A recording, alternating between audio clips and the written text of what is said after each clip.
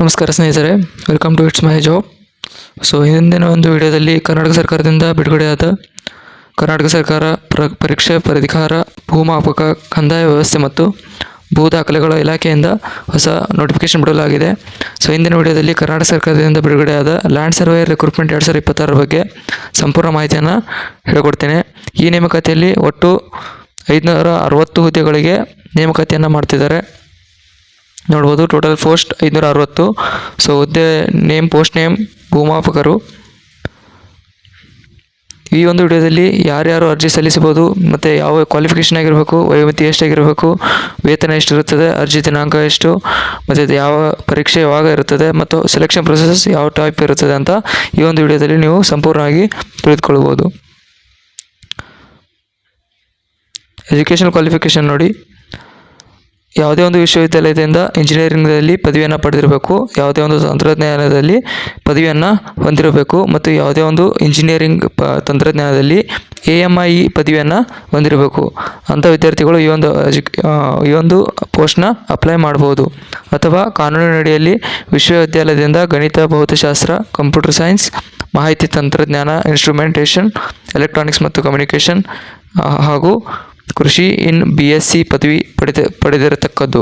So ಈ ಒಂದು education qualification eligible ಇದ್ದರೆ ಈ ಒಂದು ಪೋಸ್ಟ್ನ ನೀವು ಅಪ್ಲೈ ಮಾಡ್ಬೋದು. ಅಥವಾ AICTEಯಿಂದ ಮಾನ್ಯತೆ ಪಡೆದ ಅಧಿಕೃತ ಸಂಸ್ಥೆಯಿಂದ ಇಂಜಿನಿಯರಿಂಗ್ ಅಥವಾ ತಂತ್ರಜ್ಞಾನದ ಯಾವುದೇ ವಿಭಾಗದಲ್ಲಿ ಡಿಪ್ಲೊಮಾ ಪಡೆದಿದ್ದರೆ ಸೊ ಈ ಒಂದು ಪೋಸ್ಟ್ನ ನೀವು ಅಪ್ಲೈ ಮಾಡ್ಬೋದು.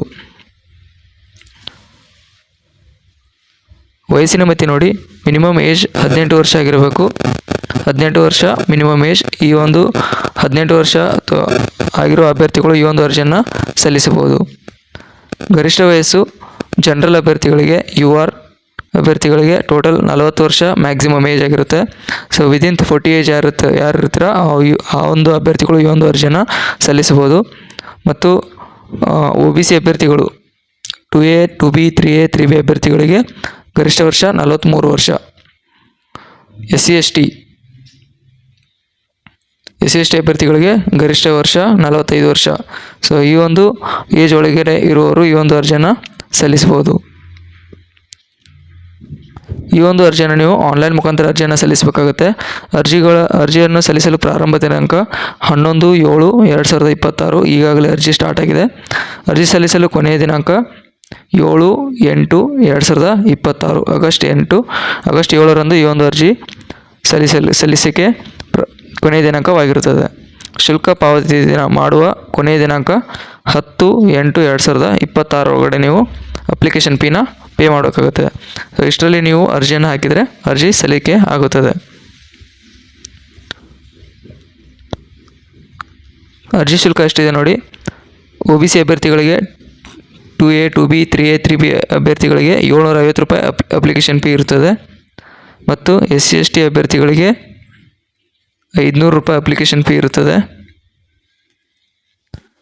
ಮತ್ತು ವಿಕಲಚೇತನ ಅಂದರೆ PWD ಅಭ್ಯರ್ಥಿಗಳಿಗೆ, ಫಿಸಿಕಲಿ ಹ್ಯಾಂಡಿಕ್ಯಾಪ್ ಅಭ್ಯರ್ಥಿಗಳಿಗೆ 250 ರೂಪಾಯಿ ಅಪ್ಲಿಕೇಶನ್ ಫೀ ಇರುತ್ತದೆ.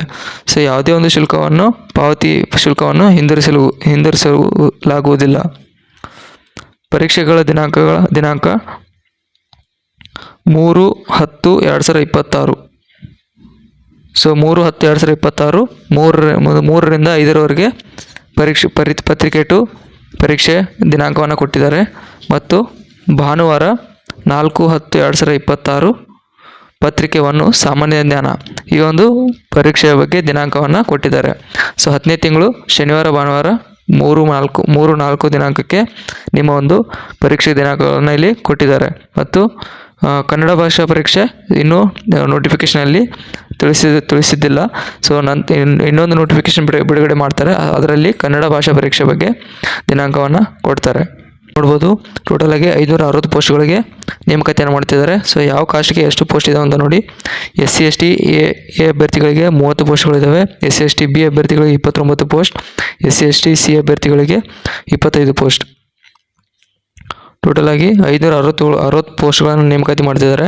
ಮತ್ತು OBC ಅಭ್ಯರ್ಥಿಗಳಿಗೆ 2A, 2B, 3A, 3B ಅಭ್ಯರ್ಥಿಗಳಿಗೆ 23 post, 84 post, 22 post. So total ಮತ್ತು ಜನರಲ್ ಅಭ್ಯರ್ಥಿಗಳಿಗೆ 280 ಪೋಸ್ಟ್. ಟೋಟಲ್ ಆಗಿ 560 ಪೋಸ್ಟ್ಗಳಿಗೆ ನೇಮಕಾತಿಯನ್ನು ಮಾಡ್ತಿದ್ದಾರೆ.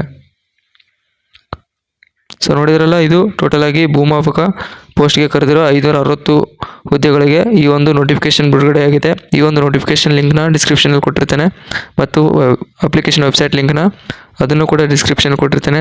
ಸೊ ಇನ್ನೂ ಯಾರು ಈ ಚಾನಲ್ನ ಸಬ್ಸ್ಕ್ರೈಬ್ ಮಾಡ್ಕೊಂಡಿಲ್ಲ, ಬೇಗನೆ ಸಬ್ಸ್ಕ್ರೈಬ್ ಮಾಡಿ ಮತ್ತು